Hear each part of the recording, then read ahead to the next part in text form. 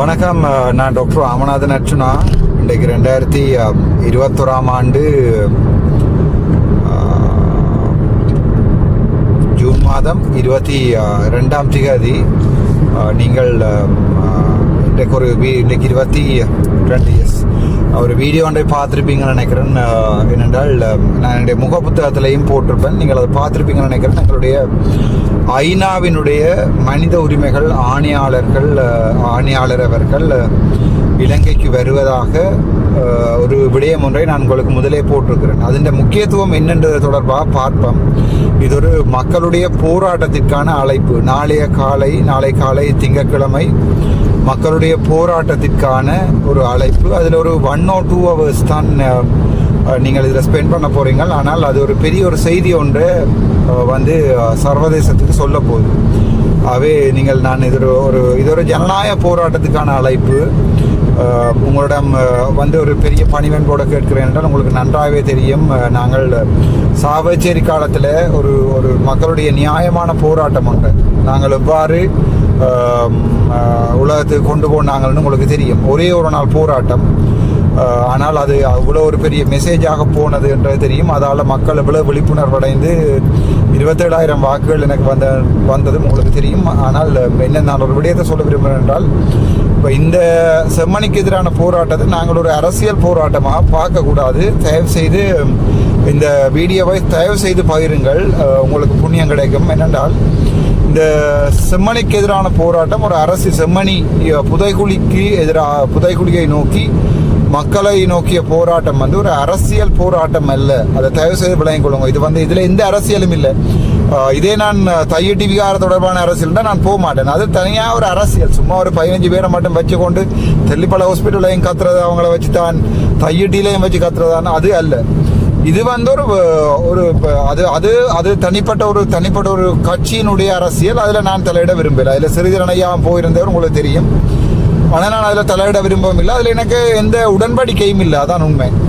ஆனால் இந்த செம்மணி புதகுழி தொடர்பாக நான் உங்களுக்கு சொல்லுகிறேன். என்னென்றால் கிருசாந்தி கொலை வழக்கில் குற்றம் சாட்டப்பட்ட அந்த நபர், நான் அந்த விடயத்தை வாசிக்க தான் சரியான கவலையாக இருந்தேன். என்னென்றா, கிருசாந்தியை வன்புணர்வு செய்தது பின்னேரத்திலிருந்து இரவு 10-11 மணி வரைக்கும் கிருசாந்தியை மாறி கூட்டுப்பாலியல் செய்கிறார். சற்று நினைத்து பாருங்க, நாங்கள்லாம் பெரியாக்கள், சற்று நினைத்து பார்க்கணும். ஒரு நாயை கூட அப்படி நாங்கள் நடத்தல, அடிக்க கூட கவலையா இருக்கும் ஒரு நாய்க்கு. நாங்கள் கொஞ்சம் யோசிச்சு பாருங்க, ஒரு பொம்பளை பிள்ளைய ஒரு 15-20 ஆமிக்காரர் கூட்டுப்பாலியல் என்றால் அவங்க எவ்வளவு ஒரு வெறியோடு இருந்திருப்பாங்களா. அவங்கள ஒரு கட்டுக்கோப்பு இல்லாத இராணுவம், ஒரு கேவலம் கட்ட இராணுவம், உலகத்திட்ட தரவரிசைப்படுத்தல பின்னுக்கு எங்கேயோ இருக்கிற ஒரு கட்டுக்கோப்பு இல்லாத இராணுவம். எங்களுடைய இராணுவம் எப்பவுமே கட்டுக்கோப்பில் முதலாவதா இருக்குன்றதை உங்களை விளங்கிக் கொள்வோம். அப்படி ஒரு இராணுவம் உண்டு. அதில் எவ்வளவு அசிங்கப்பட்ட மனிதர்கள்லாம் அந்த நாளில் அந்த பிள்ளையை காயப்படுத்தியிருப்பாங்கன்னு யோசிச்சு பாருங்க, எப்படி இருந்திருக்கும். இப்போ அதே இடத்துல நாங்கள் எங்களை பற்றி மட்டும் அப்படியே வச்சு பார்ப்போம். நான் தான் கிருசாந்தி, இதுலையும் கட்டுப்பட்டிருக்கிறது, உடம்புல எந்த ஆடையும் இல்லை, கத்தேலாது, வாய்க்குள்ள துணிகள் அடைக்கப்பட்டிருக்கிறது. என்ன சாக்கொள்ளையில் அவங்க சாக்கொண்டா பரவாயில்லை. அதான் நான் எங்களுடைய சிவஞான ஜோதரன் எழுதியக்கல நான் அதை சொன்னேன். என்னண்டா, அவள் பாவம் நினைச்சு கொலை செஞ்சு போட்டு பிணத்தின் மீது வன்புணர்வு செய்திருந்தா கூட பரவாயில்லை. ஆனா பிணத்தை வன்புணர்வு செய்வதை கூட எங்களுடைய மனம் ஏற்றுக்கொள்ளாது. ஒரு பிணமாகி எனக்கு தெரியல இதுல எத்தனை பேர் நீங்கள் ஒரு பிணத்தோட பக்கத்துல தட்டி பார்க்கிற இது வந்திருக்காண்டு. நாங்கள் ஒரு பிணம் அழுகினா பிறகு வெட்டி பார்த்தாக்கள். ஒரு பிணத்தை பிள்ளையா நினைக்க கூட உங்களுக்கு தெரியும். நான் 2008ஆம் ஆண்டுல 2008 அல்ல 2006ஆம் ஆண்டு டென்டல் ஃபேக்கல்ட்டியில் இருக்க முதலாக ஒரு கடாவர் என்று சொல்றது ஒரு பொடி ஒன்றை வெட்ட தொடங்கினார். அப்போ உங்களுக்கு தெரியும், உடம்புல ஒரு ஆடை இல்லாமல் தானே நாங்கள் அந்த கடாவரை எங்களுடைய வெட்டுற மேசையில் வச்சிருப்போம். அப்போ இருக்கிற அந்த உறுப்புகளை பார்க்க கூட தோணாது. இப்போ உதாரணத்துக்கு நாங்கள் ஒரு ஆண், ஆனால் நாங்கள் ஒரு வைத்தியராக அங்கேருந்தான் அந்த வைத்தியருடைய புனிதத்தன்மை ஆரம்பிக்கிறது. அங்கே இருக்கிற உறுப்புகளை ஒரு பிள்ளையான எண்ணத்தோட பார்க்க கூட, ஒரு பிரஸ்ட்டை வெட்டேக்க கூட எங்களுக்கு ஒரு உணர்வே இருக்காது. அப்படித்தான் அந்த எங்களுடைய மருத்துவம் இருக்கும்.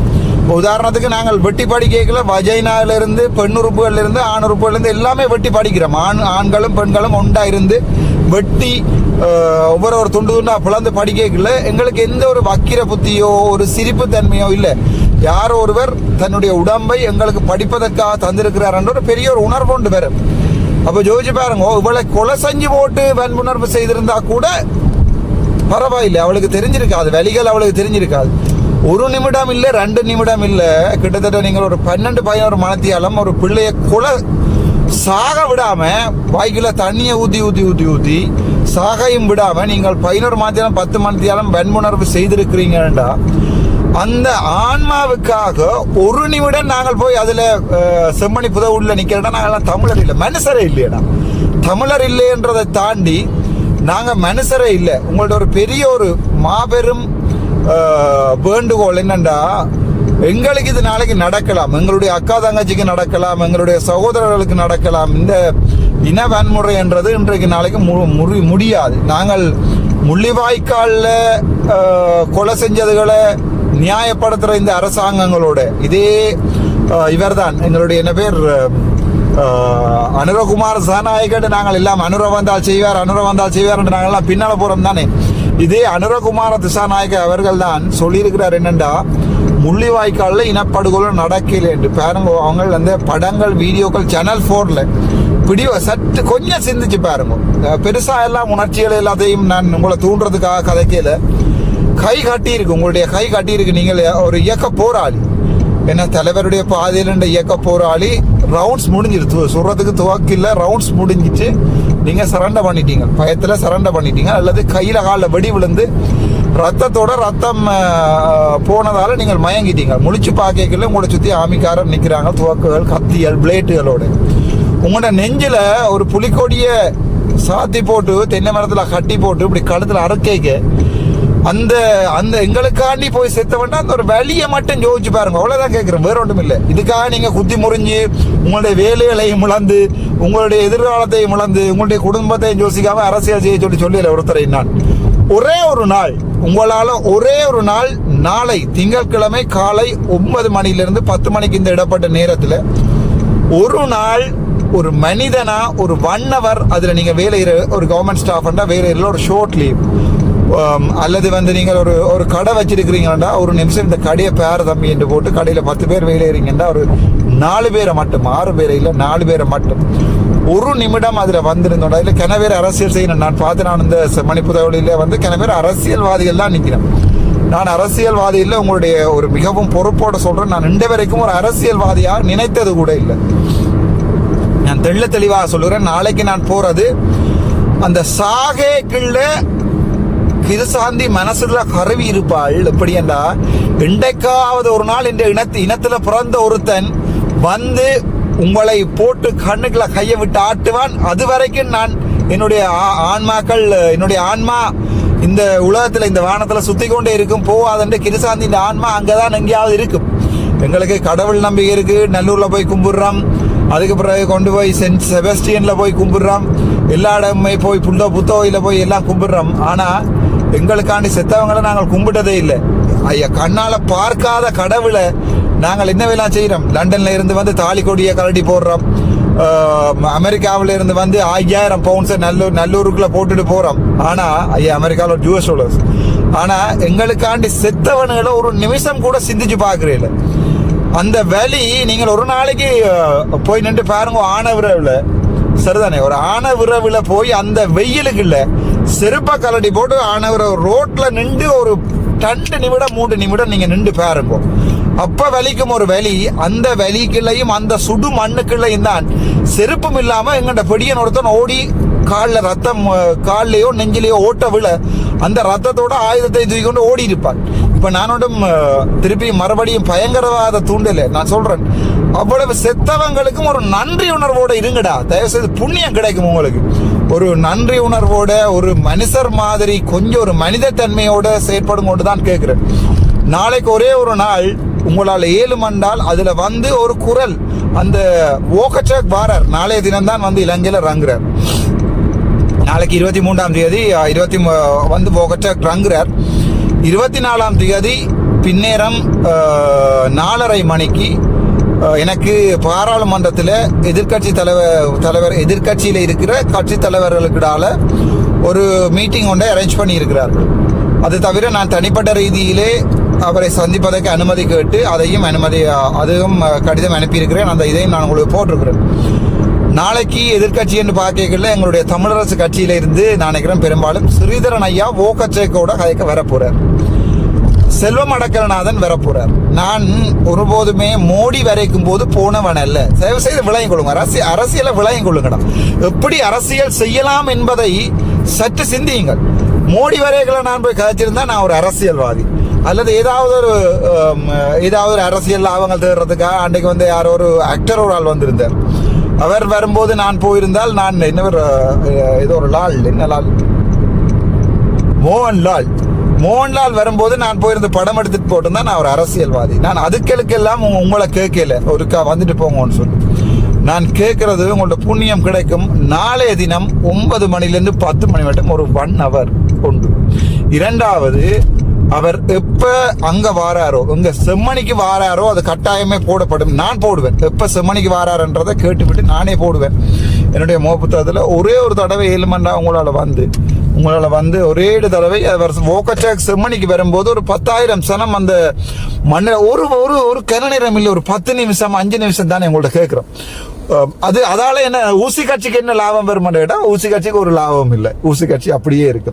அதால சில நேரம் தமிழரசு கட்சிக்கு 4 லாபம் பெறலாம், சைக்கிளுக்கு லாபம் பெறலாம். ஊசி கட்சிக்கு இப்படியான ஒரு அரசியல் செய்கின்ற லாபம் இல்லை. இன உணர்வோடையும் ஒரு உங்களுடைய காலில் பிடிச்சு கேட்கிறேன், நாளைய தினமும் வந்து ஒரு தடவை நின்றுட்டு போங்க. அது ஒரு 15 நிமிஷம் 20 நிமிஷம் நிற்கிறதால நாங்கள் ஒன்றுமே சாப்பிட்றது இல்லை. அந்த ஒரு நன்றி உணர்வு எங்களுக்காக செத்த 1000 தூளா போன எங்களுக்காண்டி செத்த உறவுகள் ஒரே ஒரு ஆன்மா ஒரு நிம்மதியா போய் சேருமா, ரைட், எங்களை இப்பவும் ஞாபகம் வச்சிருக்கிறாங்கன்றது. பாராளுமன்றத்தில் அவங்கள பற்றி நான் கதை கேட்கல. நீங்கள் மனம் குளிர்றீங்களோ இல்லையோ, எங்களுக்காண்டி செத்தவர்களுடைய ஆன்மா மனம் குளிர்ந்திருக்கும். அதற்காக தான் கதைக்கிறேன். மற்றபடி என்னுடைய ஸ்பீச் பெருசா வரணும்னு நான் வெண்டு கனகாலம் சொல்லி கனகாலம் எனக்கு அது தேவையே இல்லை. உங்களுக்கு தெளிவாகவே நான் சொல்லியிருக்கிறேன். நான் வெண்டு கனகாலம் சொல்லி கனகாலம் சொல்லி இப்ப கூட ஒரு வருஷம் ஆகுது. எனக்கு அது தேவையே இல்லை. தயவு செய்து இந்த அரசியல் இல்லாத விட்டு அந்த கட்சியின் ஆதரவாளரை கொண்டு வந்ததாம் இந்த கட்சி, தயவு செய்து புண்ணியம் கிடைக்கும். நாளைக்கும் காலமே 9 to 10 மணி வரைக்கும் ஒரு 1000 மண்டா. இரண்டாவது, ஓக்கச்சேக் அதாவது ஐநா மனித உரிமை ஆணையாளர் அந்த செம்மணி புதைகுழியை பார்க்க வரும்போது அந்த இடம் முழுக்களும் தமிழ் மக்களால் நிறைந்திருந்தால் அவருக்கு ஒரு செய்தி ஒன்று போகும். ஆம், இனப்படுகொலை நடந்திருக்கிறது, மனித புதைகுழிகள் இங்கே புதைக்கப்பட்டிருக்கிறது, இதுக்குரிய பொறுப்புக்கூறல் உண்டு. அரசாங்கத்தை ஒரு மிகப்பெரிய ஒரு பொறுப்புக்கூறலுக்குள்ள தள்ளுவோம் நாங்கள். தயவு செய்து அதுக்கு வாங்க, உங்களுக்கு புண்ணியம் கிடைக்கும். இருகரம் கூப்பி என்னுடைய சொந்த நிகழ்வு கலைக்கிற மாதிரி நான் உங்களை அழைக்கிறேன். ஒரு பெரிய புண்ணியமான விடயம் முதலாவது விடயம். இரண்டாவது விடயம், நான் உங்களுக்கு இன்னொரு விடயத்தை சொல்லணும். இந்த நாளைய தினம் நாளைய தினம் 4:30 ஓக்கச்சேக்கோட ஒரு மீட்டிங் இருக்கிறது. ஸோ இங்கே நான் எப்படி பிஹேவ் பண்ணணும்ன்றது இப்போது எனக்கு சொல்லப்பட்டு கொண்டு படிப்பிக்கிறேன். அதில் சிங்கள அரசியல்வாதியர் என்ன சொல்லினோம் கேட்கினோம், மச்சான் நீ வாய மூடிட்டு இருந்தீண்டா காணும், வேற ஒருத்தர் யார் கதைச்சாலும் கணக்கு எடுக்க மாட்டாங்க, தயவு செஞ்சு நீ மட்டும் வாய மூட்டிட்டு இப்படி கேட்ட வரலாறு. இப்படி நான் சொன்னேன், அண்ணே எனக்கு உங்களோட நல்ல ஒரு நட்பு இருக்கு. நீங்கள் என்பிபியா இருக்கலாம், நீங்கள் ஜேவிபியா இருக்கலாம், நீங்கள் சமூக ஜனபதியா இருக்கலாம், எந்த ஒரு சிங்கள கட்சியா இருக்கலாம், இந்த எஸ்எல்பிபியா, எனக்கு நான் யாருன்னு சொல்லல, உங்களோட நல்ல நட்பு இருக்கு. எனக்கு தனிப்பட்ட ரீதியில உங்களை நல்லா பிடிக்கும், நல்ல மனிதர் நீங்கள், எனக்கு உதவி செஞ்சிருக்கிறீங்க லோம். ஆனா நான் அங்கே ஒரு துரோகத்தை செய்வனாக இருந்தா அது என்னுடைய அப்பாவினுடைய ஆன்மாவே மதிக்காது, என்னுடைய தந்தையாருடைய ஆன்மாவே அதை ஒருபோதுமே மதிக்க போவதில்லை. ஆகவே அப்படியான ஒரு விஷயத்தை என்னோட கேட்காதீங்க என்றால் இவர்கள் மேக்சிமம் குத்தி முறுகிறார்கள். எப்படியாவது நான் நாளைக்கு அங்கே வராம விட்டால் அல்லது அவனுடைய வாயை பொத்தி இல்லாம ஒன்று மேக்சிமம் ட்ரை பண்ணுகிறார்கள். ஆனால் அது மிகவும் கஷ்டம், உங்களுக்கே தெரியும். என்னாலேயே இந்த வாயை பொத்து எல்லாத்துக்கும் இவனுங்களால் இந்த வாயை பொத்துறது சரியான கஷ்டம். ஆகவே 4:30 இந்த நான் நினைக்கிற கிட்டத்தட்ட ஒரு அரை மணித்தியாலும் 3/4 மணித்தியாலும் ஓக்கச்சேக்கோட மீட்டிங் நடக்கும். ஸோ இங்கே வரப்போகிற எந்த ஒரு பெரும்பான்மை கட்சியும் கட்டாயம் அரசாங்கத்துக்கு சப்போர்ட் பண்ற மாதிரி தான் கதைக்க போகுது. அதுல எந்த சந்தேகமும் வேண்டாம் உங்களுக்கு. ஒரு நாளுமே இவன் சமூக ஜனக வேலை வேகையோ இல்லது எந்த வேலை வேகையோ ஒருபோதுமே வந்து யாருக்கு சார்பாக கதைக்க போகுதுன்னா தமிழ் மக்களுடைய இதுக்காண்டியோ இல்லை நாட்டில் வந்து அநியாயம் நடந்திருக்குன்னு சொல்லியோ யாருமே கதைக்க போறது இல்லை. சரிதான். யார் அங்கே கதைக்கலாம் என்று கேட்டால் நாங்கள் மட்டும்தான் கதைக்கலாம். ஆகவே எப்படியாவது குத்தி முறிஞ்சு அவன் அந்த கடிதம் எனக்கு அனுப்பாம தான் வச்சிருந்தவே அந்த கடிதமும் கடைசியாக அனுப்பப்பட்டிருக்கிறது. அதாவது வந்து எதிர்கட்சியில் இருக்கிற கட்சி தலைவர்களை மீட் பண்றதுக்கு வர சொல்லி. ஆனால் நான் நினைக்கிறேன் இந்த நிமிடங்களில் வந்து எங்களுடைய ஐயாமார் யாரு எங்களுடைய செல்லம் அடக்கலநாதன் இந்த வீடியோ பார்ப்பீங்கன்னு நினைக்கிறேன். அதே நேரம் தமிழரசு கட்சியிலிருந்து ஒரு ஆள் தான் வரலாம். ஸ்ரீதரன் ஐயா வந்தா சுமந்திரன் ஐயாண்ட கைக்கூலியான சாணக்கியன் ஐயா வரையலாது. என்ன அடிப்படையில் வர போறாரு தெரியானா அவர் கட்டாயம் வந்தாங்க நிற்பார். அதுல எந்த சந்தேகமும் இல்லை. அவர் யாரும் கணக்கெடுக்கிறதும் இல்லை. அவரோட கட்சி தலைவராக ஒருத்தரும் கணக்கெடுக்கிறதும் இல்லை. ஆனா அவர் அங்க வந்து நிற்பார். சந்தோஷம். அவர் உங்களுடைய குரலாக இருந்து டபுள் கேம் அடிக்காம அட்லீஸ்ட் நீங்க முந்தைய SLPPயோட நின்று நீங்கள் நீல கட்சியோட நின்று நீங்கள் இப்ப தமிழற்ற பெரும்பான்மை குரலாக மாறி நீங்கள் வடக்கு கிழக்கு மாகாணத்தின் ஒருங்குணைந்த முதலமைச்சர் என்று சொல்லி உங்களுக்கு ஒரு ஆசையும் இருக்கு. வாங்கும் அந்த ஆசையெல்லாம் உங்களுக்கு தீர வேணும் நிறைவேணும்டா சாணக்கியன் ஐயாவும் வந்து அதுல தமிழ் மக்களுடைய புதைகுழி தொடர்பாக 4 வசனம் ஆங்கிலத்தில் கதைச்சால் நல்ல இந்த வடிவம் தொடர்பாக நான் எந்த விதத்திலும் சோரம் போனதாக வரலாறு இருக்காது. நான் தெளிவாக உங்களுக்கு சொல்லுகிறேன். ஒருபோதுமே நான் இந்த ஏதாவது இருப்ப நீங்க நினைக்கிறீங்களா எனக்கு எப்படி எந்த அளவுக்கு பேரம் பேசப்பட்டிருப்பான் என்று நான் இந்த கட்சி தலைவர்களுடைய மீட்டிங்ல எதுவுமே கதைக்க கூடாது என்றதற்காக எவ்வளவு பேசப்பட்டிருப்பேன் நினைக்கிறீங்க. ஆனால் வந்து அவங்களை கிளியரா தெரியும் இந்த செம்மறியோட ஒன்றும் செய்யலாண்டு. இவன்கிட்ட காசு இல்லை, இவனுக்கு என்ன கொடுத்தாலும் ஒன்றும் செய்யலாண்டு. அதாலதான் இவங்க பாராளுமன்றத்திலிருந்து தூக்கி வெளியேற்ற ஏதாவது இன்டர்வியூ ஆர்டர் ஒன்று எடுக்கலாமான்னு பாக்குறார்களே ஒழிய என்ன குத்தி முறிஞ்சாலும் அவன்கிட்ட அதை இதை கொடுக்கலாண்டு வாழ்க்கையில தெரியும். வாழ்க்கையில் அவர்களுக்கு தெரியும், தெளிவாக தெரியும். இவனோட சரி வராது. இவன் ஒரு கிறுக்கன், மண்டப்புல பைத்தியம். இவன்கிட்ட 5 கோடியை கொடுத்து அதில் வந்து கதைக்காய் என்று சொன்னாலும் வந்து காய்ச்சிட்டு தான் போவான். உனக்கு கொடுக்குறது நட்டம் என்பது அவர்களுக்கு நல்லாவே தெரியும். ஆனால் பலத்த முயற்சிகள் மேற்கொள்ளப்பட்டு இன்றைக்கும் எனக்கு தொலைபேசி அழைப்புகள் வந்தது. அந்த அழைப்புகளில் நேரடியாக அவங்களோட சந்திக்க வேணும் என்று சொல்லி கதைக்கிறதுக்கும் நேரடியாக கேட்கப்பட்டது. நான் சொன்னேன் சரி நாங்கள் கதைப்போம் என்று சொல்லி சில பெரும்பான்மை இனத்தை சேர்ந்த ஒரு சில பேர்கிட்ட இருந்து முக்கியமாக பொம்பளைகிட்ட இருந்து கோல் வந்தது. இன்றைக்கு நேரம் மீட் பண்ணி கதைக்கோன் மாட்டேன். ஆனால் நாங்கள் அது சம்பந்தமாக சொல்லிங்க நான் சரி நாங்கள் அடுத்த ஒரு பாராளுமன்றத்தில் வரைக்கும் கதைக்கிறோம் என்று சொல்லி நாங்கள் இதுகளுக்கு விலை போகிற ஆக்கள் நாங்கள் இல்லை. நீங்கள் எந்த பக்கத்தால் சுற்றி எந்த பக்கத்தால் வந்தாலும் விலை போகிற ஆக்கள் இல்லை. அது ஒரு மாபெரும் பெரிய துரோகத்தனம். அது செய்யல கையால் எல்லாம் வந்து கூசும். அப்படியான வேலைகளை நான் ஒருபோதும் செய்ய போறதில்லை. இது 2வது விடயம். 24ஆம் தேதி பின்னர் 4:30 நான் கட்டாயம் போக்கட்டை சந்திப்பேன். தனித்தனியாக எங்களுடைய விடயங்கள் எழுதி கொடுக்கப்பட்டு எங்களுக்கு நடக்கப்படுகின்ற அநியாயம், தமிழர் என்பதால எங்களுக்கு செய்யப்படுகின்ற அநியாயம், அனுர அரசாங்கத்தில் எந்த பொறுப்பு கூறலும் இல்லை என்பது தொடர்பாகவும் தெளிவாக எழுதப்பட்டு வழங்கப்படும். போக்கட்டேக்கு வழங்கப்படும். அதுல எந்த சந்தேகமும் இல்லை. வழங்கப்பட்டு அவருக்கு நேரடியாக சொல்லப்படும். அதுல சபாநாயகர் இருப்பார். நினைக்கிறேன் பெரும்பாலும் அதுல பிரதமர் கூட வந்து இருக்கலாம். எல்லாருடைய முகத்துக்கு நேர தான் நான் கொடுக்க போறேன் டோஸ். இன்றைக்கு எங்கேயாவது சிக்னல் லைட்ல என்ன பிடிச்சி அடைச்சா தான் உண்டு. ஏதாவது சிக்னல் லைட் கேஸ்ல மறுபடியும் பிடிச்சு ஏதாவது என்ன அடைத்தா தான் உண்டு. ஆனால் தெளிவாக இருக்கிறேன். நான் அங்கே சபாநாயகர் இல்லை, ஜனாதிபதியே இருந்தாலும் தெளிவாக சொல்ல போறேன். இந்த சிங்கள அரசாங்கம் உங்களை ஏமாற்றுகிறது என்பதில் எந்த சந்தேகமும் இல்லை. ஸோ அதை நான் தெளிவாக சொல்ல போறேன். எங்களுடைய புதைகுழிகளுக்கும் எங்களுடைய இனப்படுகொலைக்கும் எந்த ஒரு பொறுப்பு கூடலும் இந்த அரசாங்கத்திட்ட இல்லை. சோ மெனி சாங்ஷன்ஸ், அதாவது வந்து எத்தனையோ ராணுவ தளபதிகளை வந்து அவர்கள் ஒவ்வொரு நாடுகளும் சாங்ஷன் பண்ணி இருக்கிறது. ஆனால் இலங்கையில எந்த தடையும் இல்லை.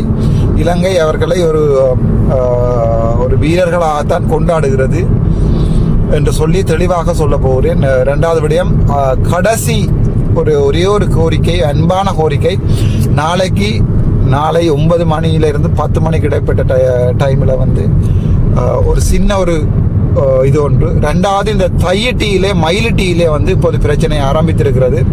மயிலிட்டி மக்களுடைய காணிகளை விடுவிப்பதாக இல்லை. உங்களுக்கு தெரியும், அதில் வீடியோக்கள் வந்து கொண்டிருக்கிறது. நானும் அதை பார்த்தேன். எனக்கும் தொலைபேசி அழைப்புகள் வந்து கொண்டிருக்கிறது. நானும் அவர்களை நாளை சந்திக்கிறேன். மயிலிட்டியில் வந்து மக்கள் மறுபடியும் தங்களுடைய சொந்த பூர்வீக காணிகளை விடுவிக்குமாறு போராட்டங்களை ஆரம்பித்திருக்கிறார்கள். அந்த போராட்டங்கள் தொடர்பாக பாராளுமன்றத்தில் கதைக்கப்படும். அதில் எந்த சந்தேகம் இல்லை. அவர்களுடைய தரவுகளை நாளைக்கு எடுத்துக்கொண்டு வந்து அதற்கு தொடர்ந்து நானில்லாட்டிலும் நானே எழுதி கொடுத்து கௌசல்யா வாசிக்கத்தான் போகிறது. ஆகவே என்னை பாராளுமன்றத்திலிருந்து நீக்கி விட்டார் என்று நீங்கள் என்னுடைய குரல் கேட்காது, அந்த கிளாரிட்டி ஒன்று இருக்காது. ஆனால் அதை விட கடும் கிளாரிட்டி ஒன்று இருக்குமென்ற ஒரு நம்பிக்கை எனக்கு இருக்கிறது. ஆக்கள் தான் மாறுவினும், ஆனால் ஆட்டம் மாறாதுன்ற ஒரு நம்பிக்கை ஒன்று இருக்கிறது. நான் அப்படியான ஆக்களை தான் பக்கத்தில் வச்சிருக்கிறோம். தச்சமயம் நான் இல்லாம போனாலும் ஒரு முதல் ஒரு மாதம் 2 மாதங்களில் அந்த டைமுக்குள்ள கதைக்கிறது கௌசல்யா கஷ்டமாக இருக்கும். உங்களுக்கு தெரியும், நான் இவ்வளோ ஸ்பீடாக கத்துறேன். ஸோ கத்தவும் வேணும், கதைக்கவும் வேணும், டைமுக்குள்ள எல்லாரும் சொல்லணும். நீங்கள் ஆறுதலாக கதைக்கலாம், 3 ரீசன் தாட்டா தருவாங்க. அதுக்குள்ள கதைக்க வர விஷயங்களுக்குள்ள ஒரு வசனம் பிசைட்டோடனே ஜோதிச்ச உடனே இன்னொரு 1.5 நிமிஷம் போயிடும். ஸோ சரியான கஷ்டம். கௌசல்யா அதை பழகிக்கொள்வான்னு நினைப்பேன். அது முதல் ஒரு 2, 3, 4 ஸ்பீச்சுகள் வந்து எழுதி கொடுத்து அனுப்புவோம், வாய்ச்சிட்டு வரட்டும். அதுக்கு பிறகு அந்த ஒரு எளிமையான மைக்கு ஒரு பயம் கொண்டு போகும். அதுக்கு பிறகு இடையில கத்தி பாயிண்ட போடுறது கேக்கு கொண்டு கத்துவானுகள். அந்த இதுகள் எல்லாம் கொஞ்சம் சிங்களம் தெரிஞ்சால் எல்லாம் சிங்களம் படிப்போம் கௌசல்யாவுக்கு. தச்சமயம் நான் இல்லாட்டிலும் அங்கே கௌசல்யா நிற்கும். அதில் எந்த சந்தேகமும் இல்லை. நீங்கள் போட்ட வாக்குகள் ஒன்று கூட வேணாது, அங்கே அப்படியே இருப்பினும். ஆனால் எனக்கு இன்னை பழி வாங்கினதுக்காக அனுர அரசாங்கத்துக்கு நாங்கள் இந்த முறை சம்பவம் செய்வோம். இந்த முறை மாகாண சபை தேர்தலில் தெளிவான ஒரு சம்பவம் ஒன்றை செய்வோம். மாகாண சபை தேர்தல் தொடர்பாக உங்களுக்கு சில விடயங்கள் கதைக்கோணும். இப்போ நான் எல்லாரும் சொல்லுவார்கள், இவன் சும்மா வந்து கத்திட்டு போறான், சும்மா வந்து கத்திக்கிட்டு போறான்.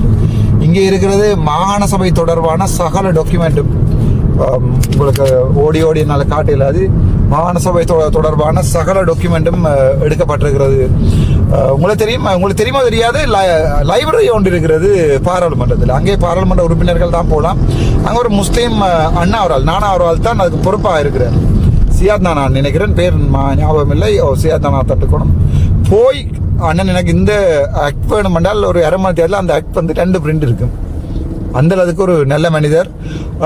பாராளுமன்ற லைப்ரரியில் அவர் தான் இந்த அவ்வளோ டாக்குமெண்ட்ஸ் எனக்கு எடுத்து தந்தவர். இங்கே எந்த இனவாதம் இப்போ 1-2 இந்த ஃபேஸ்புக்கில் கத்துறாக்களுக்காண்டி நாங்கள் போய் எல்லாரோடையும் சண்டை பிடிமாண்டா இல்லை.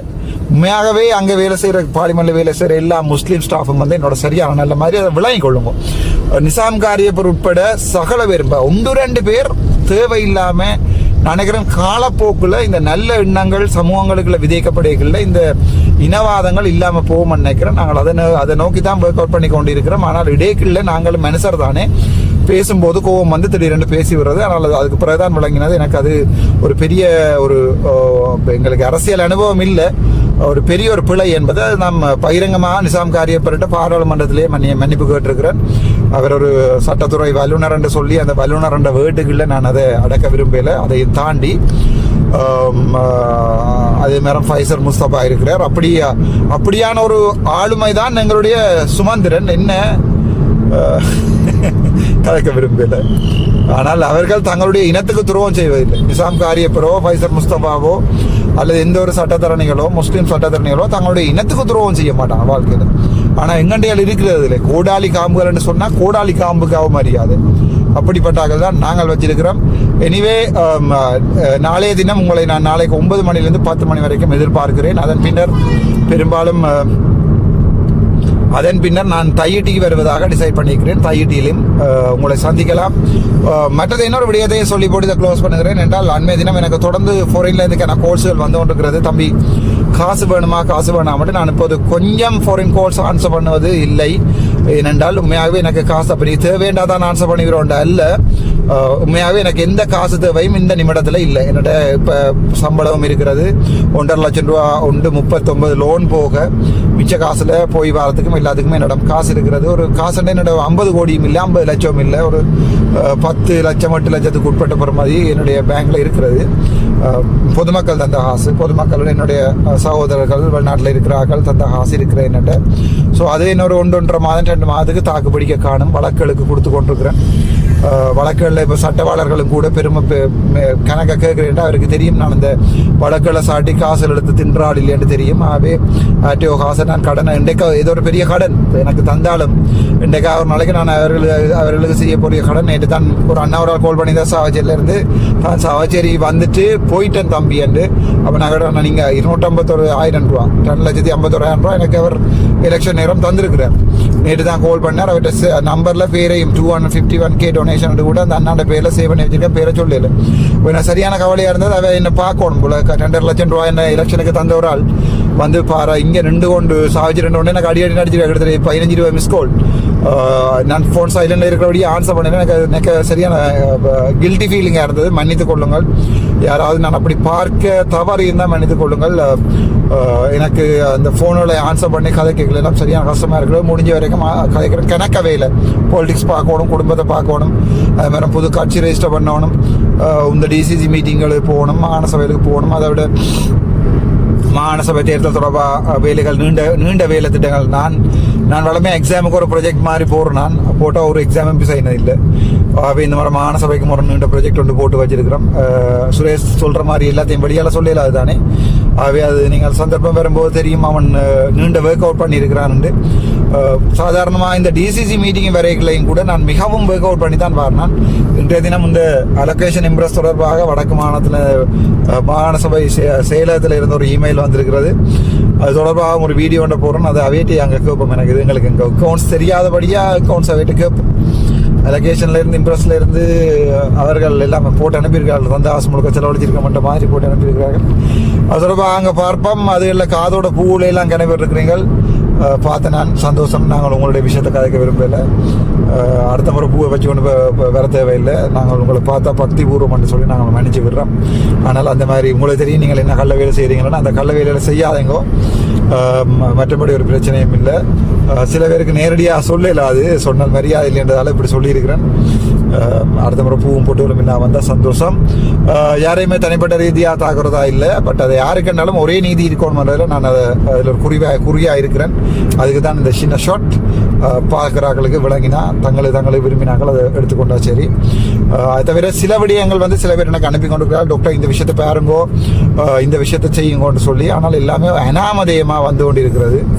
எல்ஆர்ஹெச் ஹாஸ்பிட்டலில் வந்து ஊழல் நடக்குதுன்னு சொல்லி அனுப்பப்பட்டிருக்கிறது. எல்லாம் அனாமதேய கடிதங்கள். அப்படி அனாமதேயங்களாக வரைக்குள்ள கொஞ்சம் கஷ்டம் ஆக்ஷன் எடுக்கிறது. உங்களுக்கு ஒரு துணி கொண்டு இருக்கணும். அப்படி இல்லாட்டி அனுப்பாதீங்கோ. அது களவாகவே இருந்துட்டு போகட்டும். அடுத்த ஒரு வீடியோவில் உங்களை சந்திக்கும் வரை நன்றி, வணக்கம். டாக்டர் ராமநாதன்.